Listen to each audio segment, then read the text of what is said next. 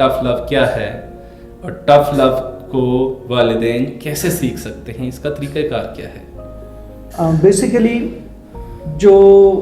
جب بھی ریلیشن شپ ہوتا ہے، کوئی بھی تعلق ہو، چاہے وہ ماں باپ کا اولاد کے ساتھ تعلق ہو یا اولاد کا آپس میں جیسے سبلنگس کا ایک ریلیشن شپ ہوتا ہے، اسی طرح سے اسپاؤزل ریلیشن شپ ہوتا ہے، ازدواجی جو رشتے ہوتے ہیں،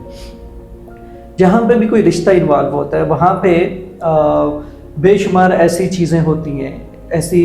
اٹیچمنٹس ہوتی ہیں جو کہ پازیٹیو بھی ہوتی ہیں، اور وہ اٹیچمنٹس اس طرح سے بھی ہو سکتی ہیں کہ وہ زندگی میں ان آپ کے پیاروں کی زندگی میں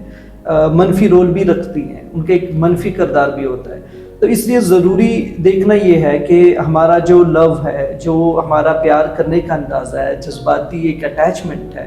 کہیں وہ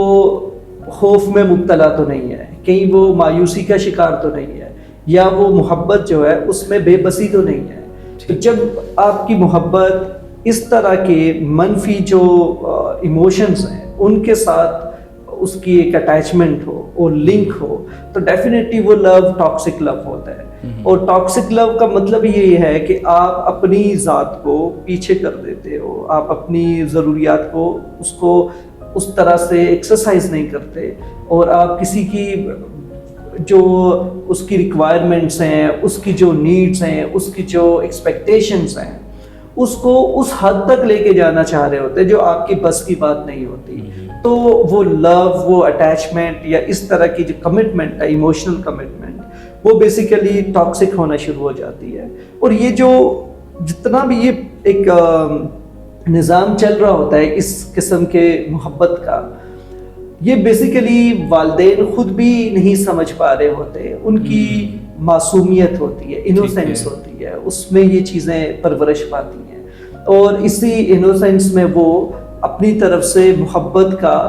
ایک اس طرح سے انداز سے اس کا اظہار کر رہے ہوتے ہیں کہ وہ بے پناہ محبت دے رہے ہوتے ہیں اپنے بچوں کو، اور جیسے اسے اوور